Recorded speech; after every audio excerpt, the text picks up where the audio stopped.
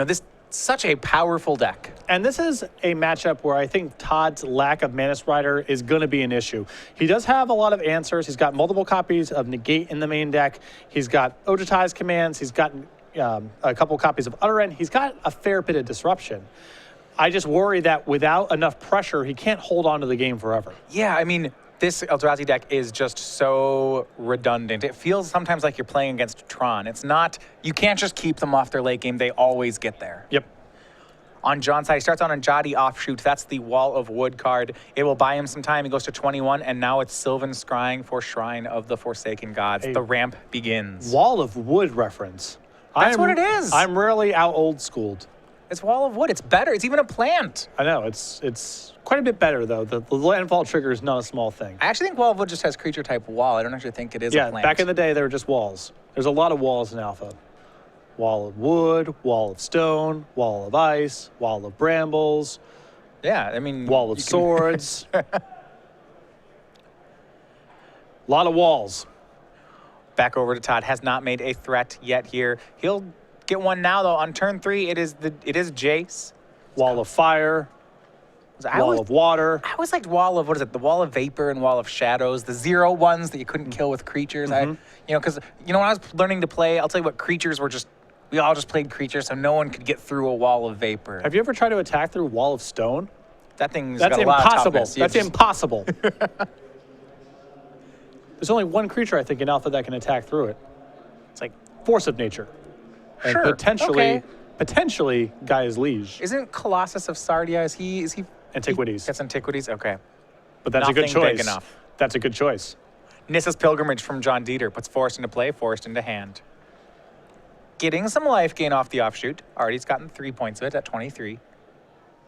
Not really what the matchup's about here, as Anderson's playing a much more passive build of just Guy Black.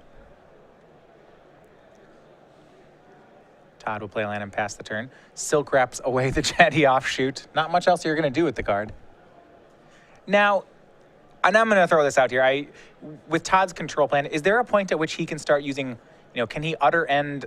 Is he going to go? Can he go for mana sources with that? I think he can, and there's going to be spots where he's going to go after things like, Hedron Archive if that situation presents itself. The problem again is I don't know how Anderson really applies enough pressure to make those kind of tempo plays work. He can't go after mana, but some of the mana sources are non-lands. Sure. There might be spots where he can attack it like that, but without it being backed up by pressure, you're really just delaying the inevitable. All right, for John Dieter was Explosive Vegetation, so now he's up to 7 lands. That means that Shrine of the Forsaken Gods is counting double. John already has 8 mana sources on the untap. We are in Ugin range, perhaps with another Shrine. We are in Ulamog range, and things are great. John Dieter's at 26 at the moment. And Todd, even setting aside the problems of the matchup here, his hand's not really coming together in a good way. He's got to take through time in hand, lacks double blue. The rest of his hand is just some creature removal spells. Yeah, he has Crackling Doom, Kolagon's Command. No counter spells. So he's just at the mercy of what Dieter brings to the table now. On Dieter's side, we'll see if he starts going for threats. 8 mana sources in play. Here's Ugin. Can Todd answer? Test the waters. Yeah, this is the test spell, with perhaps. Ugin. And no answer. John is going to exile permanents.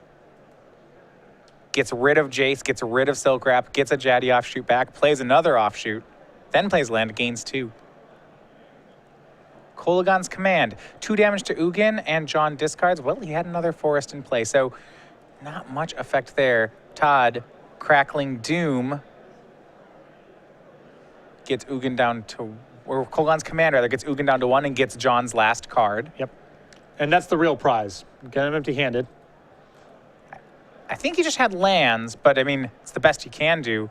John will play a land and pass. I believe the land is Sanctum of Ugin, which is not a threat in of itself, but it means that when John draws a finisher, it's going to count double. Yep. And that's where the inevitability of the Eldrazi deck starts coming in. You just start chaining together your big plays, and it doesn't really matter if your opponent has an answer for one of them because they just keep coming. Yeah, Sanctum of Ugin, the rare out of Battle for Zendikar. Whenever you cast a color spell with criminal mana cost 7 or greater, You can sacrifice this land and go get another colorless creature card. So Ulamog getting Ulamog, Ugin getting Ulamog. Plays like this happen frequently. But there is a path here for Anderson to get back in this game. If he is able to get the Ugin off the table with something like Utter End, and then can get the Dragon Master Outcast out of the graveyard with Ojutai's command before Dieter is able to get another large threat, he may be able to steal this one. It's asking a lot, but it's not impossible. And this looks like a game one problem. We look at this dig through time, lots of cards like Fiery Impulse in Todd's deck, at least game one. Takes 2 off the dig through time though, finds a Jace, and I think it was a Fiery Impulse. Todd's drawing a lot of cards, but he's not going very many places. Here's Crackling Doom. Jaddy Offshoot dies. Ugin takes 1. It's almost enough, but not quite. It will be Jace and Fiery Impulse from Todd to take care of the other 0-3. But Ugin can just shoot down this Planeswalker. And Todd is out of cards. And John will do that. Immediately, Ugin ticks up. Jace is done. John plays land for turn and was Shrine of the Forsaken Gods. So now even if John sacrifices that Sanctum of Ugin, he'll have enough mana for another Ulamog. Todd, land go. Not able to remove the Ugin. We're back to John. Ugin will continue to go to work. Todd down to 10. John may not even need another finisher here. Well, Anderson is still drawing to Utter End. He can still get the Ugin off the table with the right draws. Uh-oh. This is a lot of mana. And Todd just readying for the scoop, and that's what's going to happen. Ulamog was the draw. Game 1 over to John Dieter and Green-Red Eldrazi. Not a big surprise there. Like I said, I think without there being enough pressure in Anderson's deck, he's really going to struggle game 1 in the matchup, but he has a lot of his sideboard devoted to Eldrazi decks. Yeah, he just made it look easy there, really.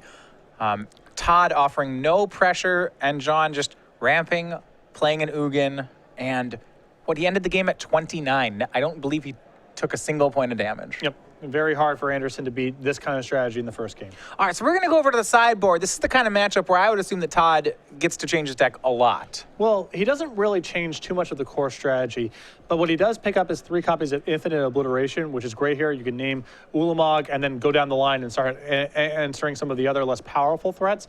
He also has copies of Disdainful Stroke and 2 copies of Painful Truth. So I think that's basically what the plan's going to be here. Yeah, you can Disdainful. So Disdainful Stroke counters 1 finisher. Painful Truth is card draw, but it's really just Infinite Obliteration is our game plan. If he's able to land Infinite Obliteration and name Ulamog, at that point, he really only has to fight through Ugin, and his counter spells are very effective there. All right, so we're going to look at John Dieter's sideboard.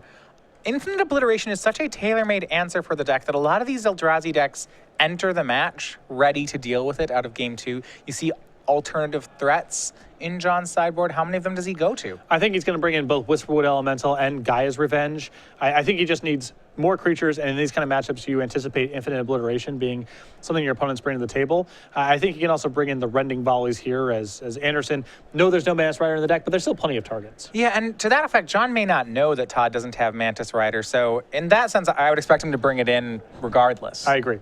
But I think you're going to see the additional creatures come in. They're pretty solid in this matchup anyway, and it is a hedge against Infinite Obliteration. Dieter needs to be a bit more redundant post-board. Yeah, just wants to diversify his threats. You do see a card like Void Winnower in his sideboard as another threat.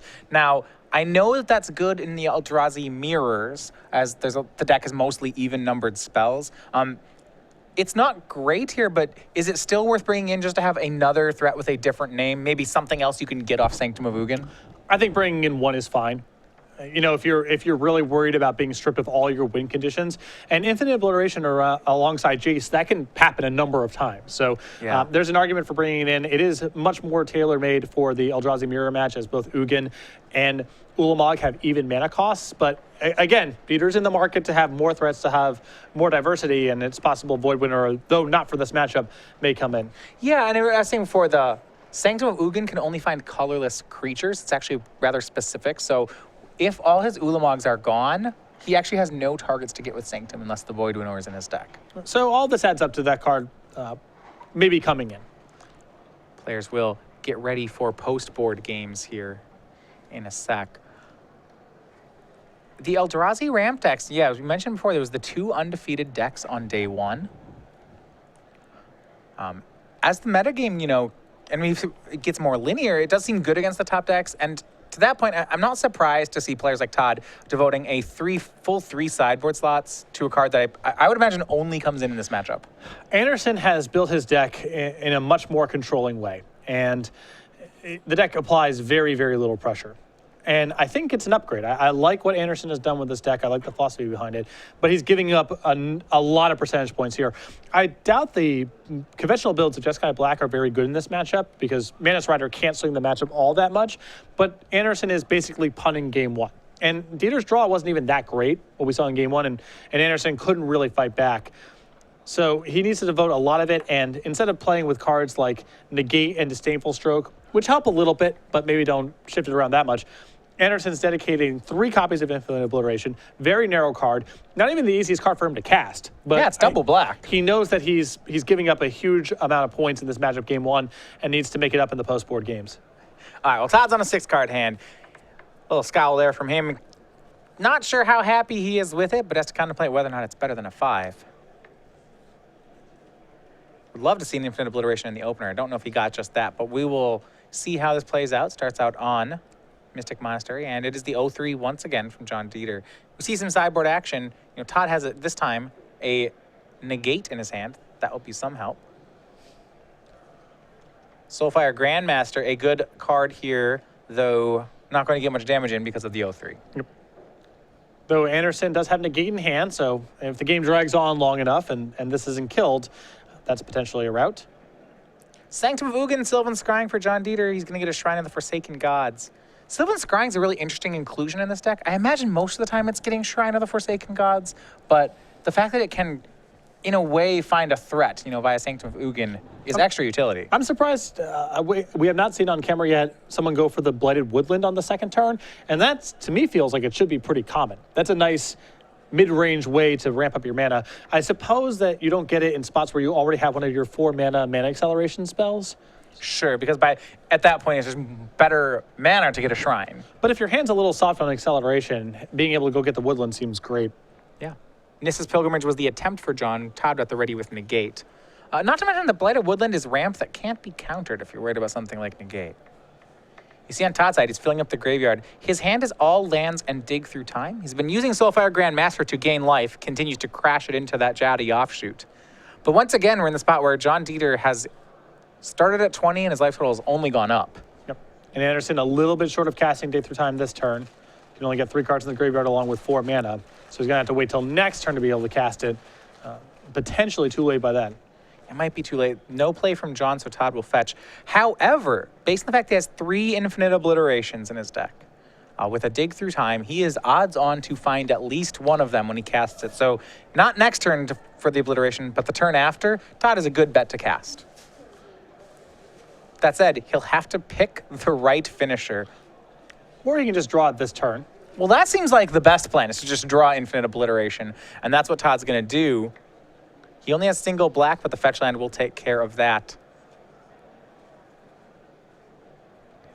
Excellent draw. That's the way he could speed it up a turn.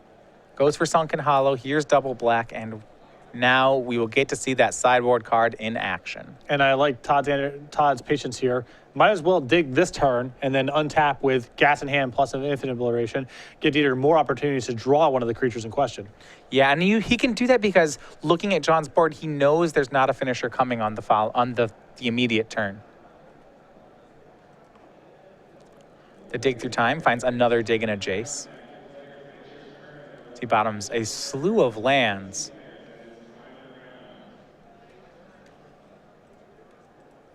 And draws Painful Truths. But you're trying to see what the recipe here is for Anderson. Yeah. You have Infinite Obliteration to take care of the Ulamogs and some of the other threats. You have Negates and Utterends to handle some stuff. You draw a lot of cards with Dig Through Time and Painful Truths. Well, I'm wondering, based on John's mana, if Todd even feels like he has to go for Infinite Obliteration yet. He may just be able to Painful Truths. That sets up the ability to next turn just use Soulfire Grandmaster to start recurring Painful Truths every turn. Yep. Yeah, Painful Truths draws 3. He's not worried about Eldrazi next turn. John's hand ended up being pretty slow here. Yeah, not a lot in the way of ramp. Still only at 5 mana, really. Yeah, he can't just sneak 2 lands into play.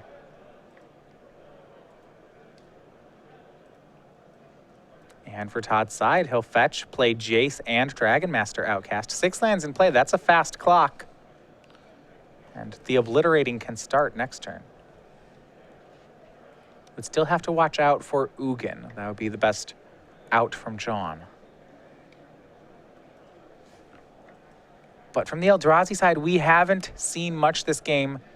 He turned to, it was Jadi Offshoot and a Sylvan Scrying into Nissa's Pilgrimage. That was it. And this is a pretty nice one out of John's board. This is Nissa's Renewal. It is a 1-of in his main deck, actually. The 6 mana triple rampant growth, gains 7 life and puts 3 basics into play. Yep, very good alongside the Shrine. And so he'll gain 10 life because of Jadi Offshoot. So John had a huge amount of life. He will have enough mana to cast whatever he wants to next turn, but Todd is going to have a go at John's deck. Yeah, the question here is, can Anderson find an answer to Ugin? Right, because Ugin takes care of his whole board at the moment.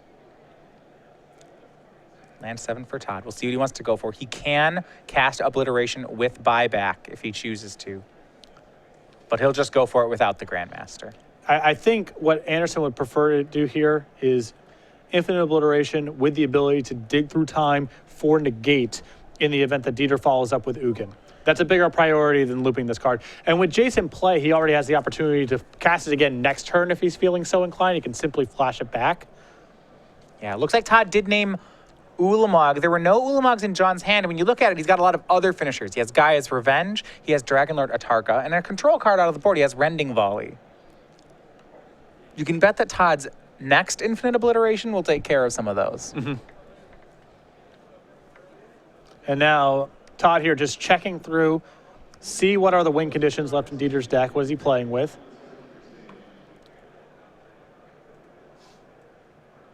You can see with sideboard all the different threats that John has boarded in. I do not believe we saw Whisperwood Elemental among the cards. It's a bit of a surprise to you. Not necessarily. It's not the best threat against Todd's deck, but I was expecting just all the creatures that are viable win conditions to come in anticipation for the sideboard plan. And it's possible if Dieter didn't really have Infinite Obliteration on his radar, that Whisperwood Elemental will come in for the last game, if we get there. So after the Obliteration, Todd will go ahead and swing in with the 2 ground creatures. That'll put 1 damage in, John down to 34. Todd, however, gets to flip Jace this turn if he chooses to. And can have another board card. He'll see him playing a land there, and he's just going to pass. So why not actually flip the Jace there? What's the advantage in not getting your Planeswalker? I think Todd probably would like more information off of the dig through time before doing anything with the Jace. Keep in mind, Todd also has a Disdainful Stroke, and he's got enough cards in the graveyard where he can dig and leave 2 mana over. So there's no real rush to loot right now, and what he wants to loot away may change based on what Dieter does with his turn. Well, we'll look at just what John wants to do there. I mean, if John doesn't get a threat down, that Dragon Master Outcast will run away with the game. And Dieter has an opportunity here to just land Dragonlord Atarka here and take care of, say, Soulfire, Grandmaster, and Dragon Master Outcast. Seems great. If he goes for the Jace, we'll probably see Todd turn it into a Planeswalker. And maybe that's the reason to not flip Jace. It does protect it from Dragonlord Atarka, although if you don't flip it. Looks like Dieter might have drawn a good one. Yeah, Ugin seems just about right. And this is why Todd was very patient with his mana this turn. He wanted to protect himself from some big play, and now he gets a lot of looks at Disdainful Stroke or Negate to take care of this. If he misses, though, Dieter is out in front in a big way. Yeah, Dieter gets the whole board. So can he find Negate or Disdainful Stroke? He's going to start with a Jace loot.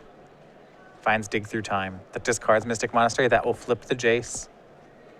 But if he doesn't find a counterspell, Jace being flipped versus unflipped isn't going to matter. Here's a big Dig Through Time. If Todd finds a counterspell, he's in great shape. If he finds Utter End, he's okay. If he misses entirely, he's in big trouble. Painful Truths, 1 more card, and he misses completely. Infinite Obliteration, Painful Truths, lands, Jace, those were the finds. And Todd Anderson can't be happy about that one. Painful Truth's Utter End is not a terrible consolation prize. It looks like, though, he's passing on the Utter End. Yeah, I took Painful Truths. We'll see what the other one was in a second there. John immediately exiling the board. Now, the danger from Todd is that in addition to that top-decked Ugin, John also has Gaia's Revenge and Dragon Lord Atarka still in the grip. And that's going to be tough for Todd. He can, if he has an Infinite Obliteration in hand, he can obliterate one of the cards in John's hand. But Ugin on the board, as we saw last game, that was enough for John. He really didn't need much else. Did John sacrifice Sanctum of Ugin when he played Ugin?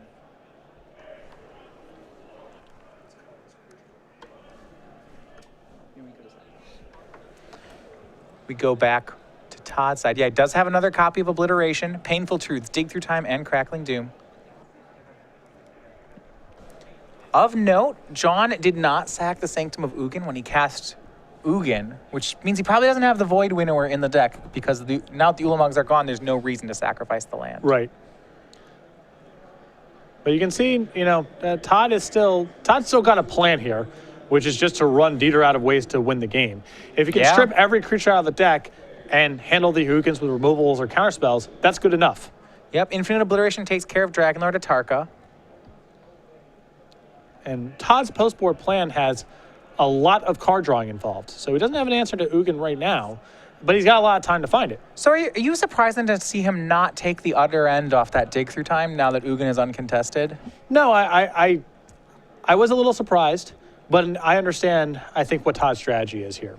Just, we can ignore the Ugin. We have a lot of life points. Todd's at 22, so he can get bolted a bunch of times. He has things like Crackling Doom and maybe Kolagon's Command to slow down Ugin from getting to ultimate.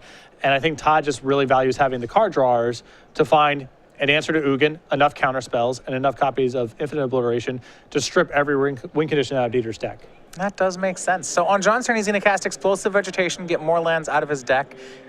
He still has a Gaia's Revenge left in his hand, but as we know, Todd has that covered with Crackling Doom.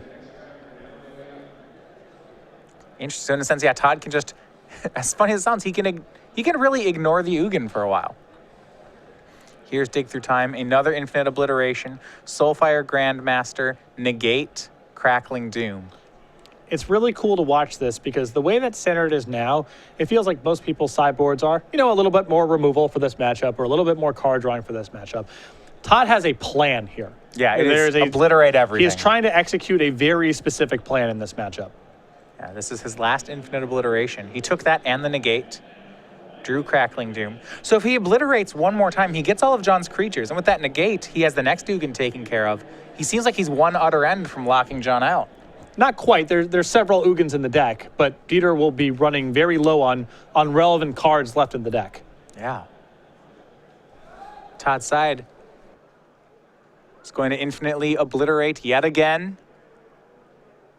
John's hand is Gaia's Revenge, Rending Volley, so because he didn't play that Gaia's Revenge last turn, now he's going to lose it. Todd goes through the deck, gets the other Gaia's Revenge, gets to check out what he has left to play around. It looks like it's just Ugin, no more creatures. Well, should correct. There's not that there's no more creatures, it's that Jati Offshoot just doesn't matter. Todd will cast Painful Truths. That's lose 3, draw 3. Hits land, Jace, Ojutai's Command. Gets to leave up negate if he cares to, and he doesn't. He'll play Jace and a land and pass the turn. And even Ojutai's Command here essentially represents a full turn because 4 life is more than what Dieter is doing with his turn, which is simply activating Ugin. Yeah, Dieter uses his last card, that Rending Volley, to take care of Jace, plus his Ugin to shoot Todd down to 13, plays Secure the Wastes, and will pass the turn. Now, in a sense, Todd, I don't think he minds that Jace is in the graveyard. Now he can Ojutai's Command it back when he wants to. His draw of turn, Soulfire Grandmaster. With enough mana in play, that can give him some late game. He's really just on the hunt for a spell that answers Ugin. At that point, he gets to set up negate with Soulfire Grandmaster back, and I think that does actually lock Dieter out of the game. That seems pretty likely. Yeah, if you only have to answer Ugins left in the deck, negate plus Soulfire should do it. You see, end step, Todd is going to go ahead and use Ojutai's Command to bring Jace back into play. Draw a card, it's Mastery. Another Rending Volley is going to take care of Jace, though. And here's Crackling Doom to keep Ugin down to 9. Yeah, all Todd needs to focus on is keeping Ugin off of the requisite loyalty to go ultimate. Well, now, bear with me. Even if Ugin ultimates, Todd could win through that. It's gaining 7, drawing 7, then putting 7 permanents into the battlefield. Yes, Todd could win through it, but those Crackling Dooms can't do anything else at this point anyway because Todd's removed every creature from Dieter's deck, so you might as well cut off that option. Sure, that is what the card does now. So Master of the Unseen will be the play from Todd. He'll pass the turn. Remember, Ugin can exile Mastery, but cannot exile those manifests. So they are colorless. And this is another way for Todd to pressure the Ugin down a little bit. Yeah, well, I mean, at the very least, it means that John can't bolt Todd with the Ugin. Yeah, anything that forces John to spend a turn doing something other than bolting Todd is at least a draw step. And with the amount of card drawing in Todd's deck, it's probably worth more than that. So the Ugin does -2. That takes care of Mastery of the Unseen. Todd manifests in response. Then John casts Explosive Vegetation. More lands into play. It's just Ugins in John's deck at this point. He's got Todd down to 10. So 4 more Ugin activations. But as we suspect, the Ugin in play is the only one left that matters. Once Todd removes it, Soulfire Grandmaster plus Negate should lock John out.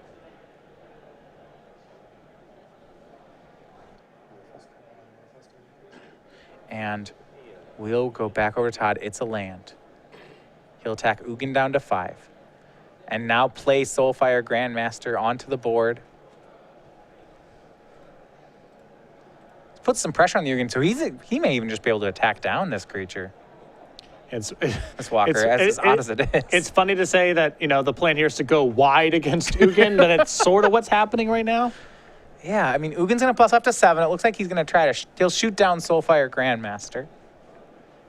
And now we get to see some fun with that card. Todd will activate Soulfire Grandmaster's ability. Map the wastes from John. Yeah, Todd could show the negate to negate there, but he'll Crackling Doom to get the Ugin down 2. And remember, that comes back thanks to Soulfire Grandmaster. Draw was a fetch land. Can attack Ugin down to 3. So close to being able to get it down to 1. Here's Dragon Master Outcast. It's another creature from Todd. John will have to respond by killing it.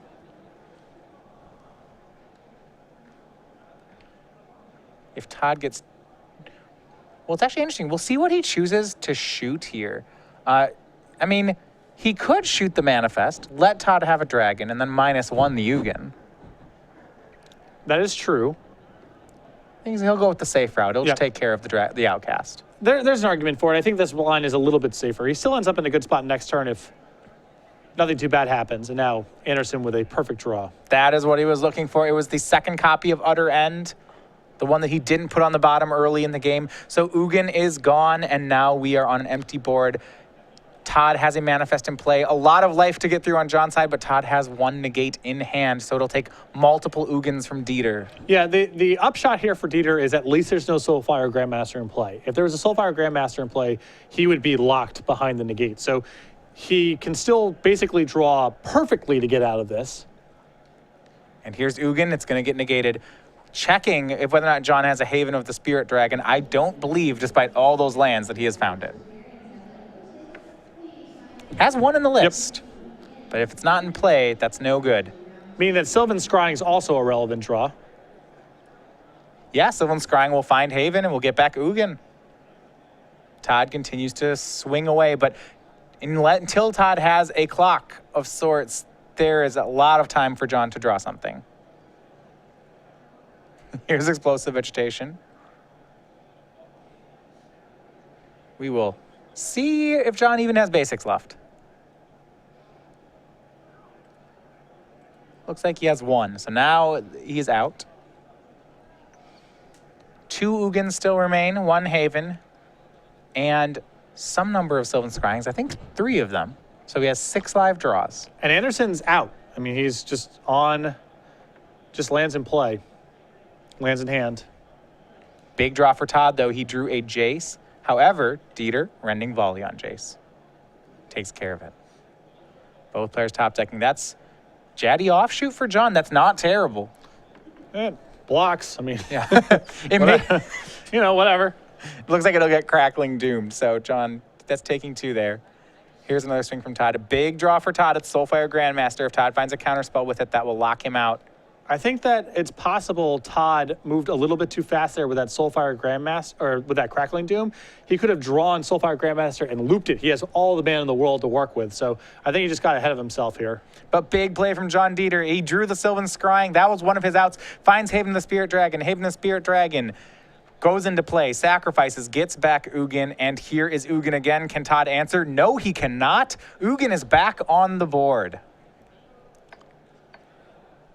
I'm interested to see. I guess Dieter to race here still needs to handle Soulfire Grandmaster as the first order of business.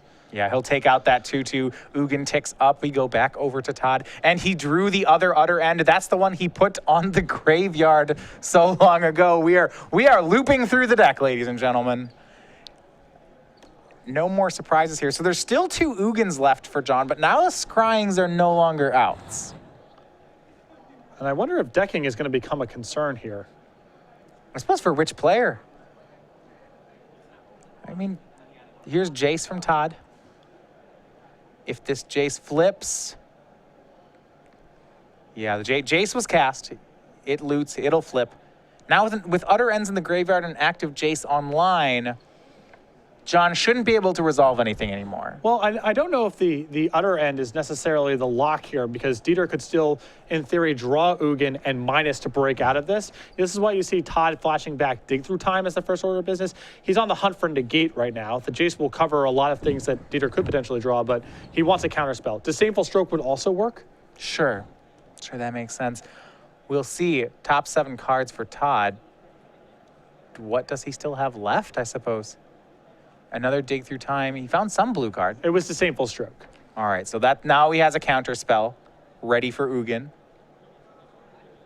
And I think enough burn. He's used Kolagon's command to get back Soulfire Grandmaster, cast Soulfire Grandmaster. This is a lock. Yeah, now he's got Disdainful Stroke plus Soulfire Grandmaster, 6 mana in play. It's locked up. Was harrowing there. Yeah, for a second. I mean, we have to, that's assuming he still has a land he can search off that polluted delta, but I believe he does. And John Dieter recognizes it. He scoops it up, and we will go on to game 3. Like I said, very cool to watch that, as Todd's deck right now is not just a collection of threats and removal cards and counterspells. It's a package. It's a plan.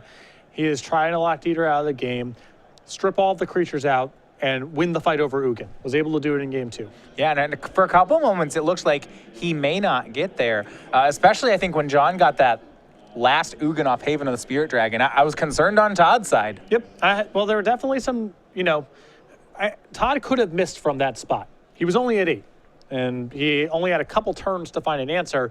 Not that many copies of Utter End left in the deck, and a lot of the other cards cut off, but Anderson able to draw Utter End on time, and once the Soulfire Grandmaster came down with Disdainful Stroke in hand, Dieter was locked out.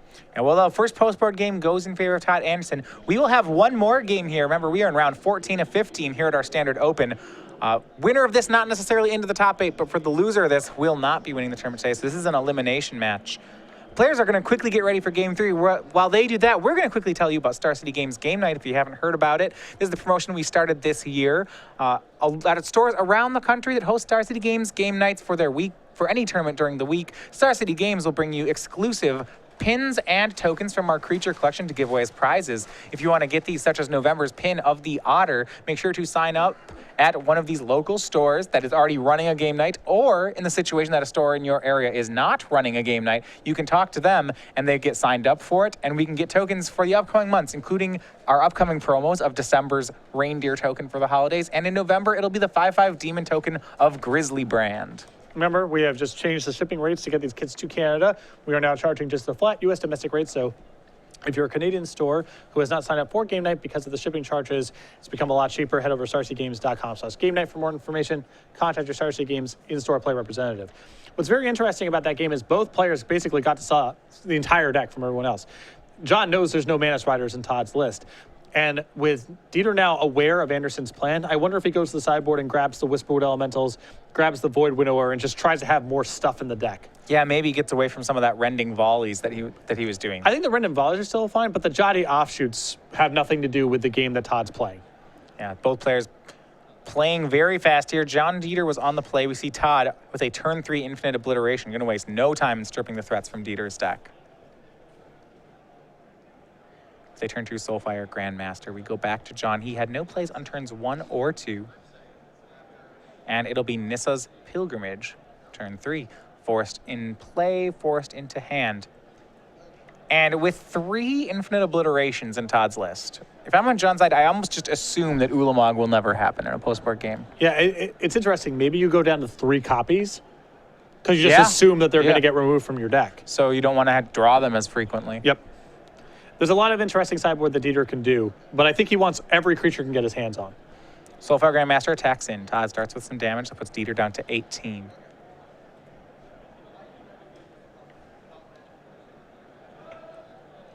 And Bloodstained Mire. Todd actually, because of his mana constraints, cannot turn 3 Infinite Obliteration. He only plays 1 Swamp, so he can't actually fetch for the second Black Sorcery. He'll have to get a duel, which means it'll come into play tapped. It's not the easiest thing to do for his Mystic Monastery deck to cast a double black spell on the 3rd turn while casting a play on turn 2. But he doesn't need to play it on the 3rd turn, so that's the saving grace here. Yeah, on turn 4, it still may be good enough. John, for his part, cast Explosive Vegetation on his turn.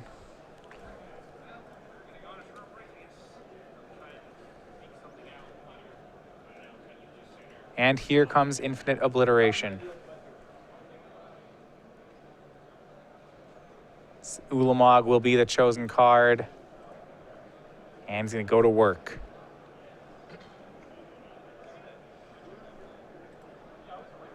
There's the 4 Ulamogs out of John's deck.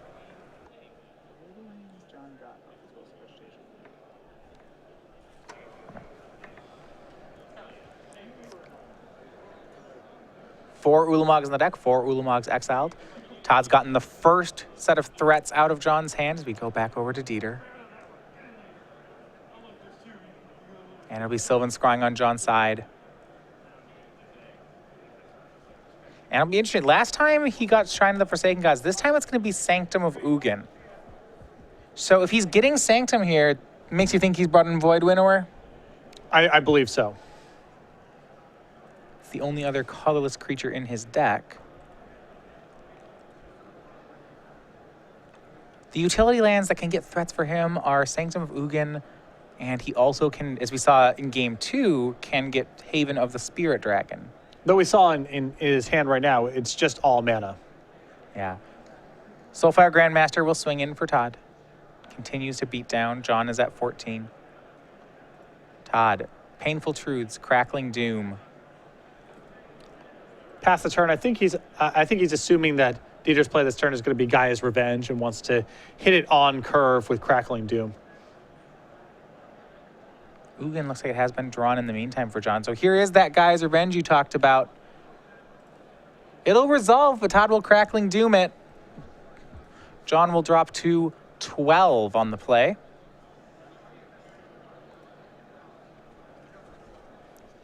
And just surgical on Todd Anderson's side here, not letting John get away with anything post-board. Yeah, this is a full 60-card game plan. Another land for Todd. May go for Painful Truths now. And it will be the 3-mana spell. He'll draw 3. Todd having access to Infinite Obliteration.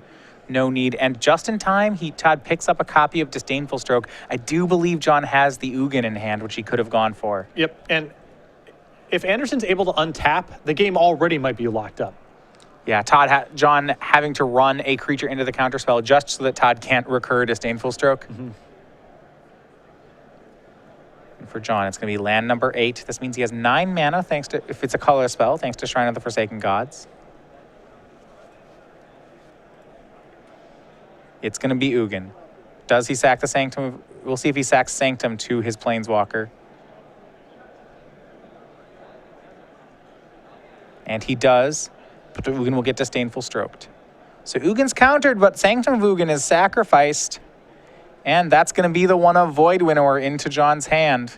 He has a follow-up threat. Does Todd have a follow-up counter? We will see in a second. Well, I believe he has another copy of Infinite Obliteration in hand. She answers this very cleanly. Pretty convenient here. Todd swings in, puts John to 8. Infinite Obliteration from Todd. Yeah, that'll name Void Winnower. Void Winnower's gone. There's no more in John's deck. Todd knows. No search.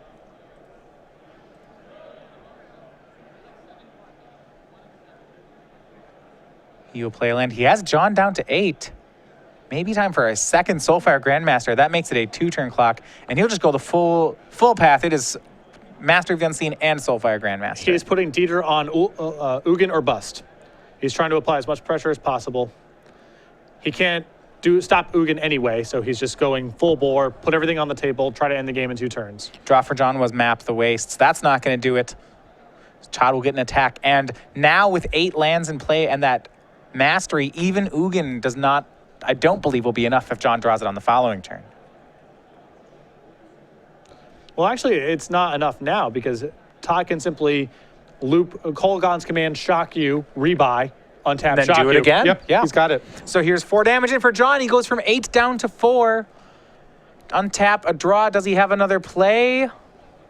We believe Todd has it regardless, but on his side, John has nothing, and there's the extension of the hand. So 2 games to 1. Todd Anderson takes the win. He moves 1 match away from the top 8, defeating the Eldrazi deck. After a difficult game 1, he goes to a well-rehearsed sideboard plan and gets both the post-board games. That was a clinic. That was great to watch. Well, like I said, you don't see a lot of matchups in Standard where it feels like someone completely alters the way their deck looks and the matchup in the post-board games. It's a little bit more likely against decks like Eldrazi because the matchup's a bit more extreme and there's angles of attack there. But Todd was able to flip the matchup around entirely, felt like he was in a huge hole game 1 and dominated both of the post-board games with Infinite Obliteration, Painful Truths, and a really precise game plan. Just ran Dieter out of options. Yeah, Todd, unable to deal a single point of damage game 1, then takes both sideboard games. Impressive for him. 1 more win, and we will see him in the top 8. And I think the fact that his deck is also built differently was very helpful there because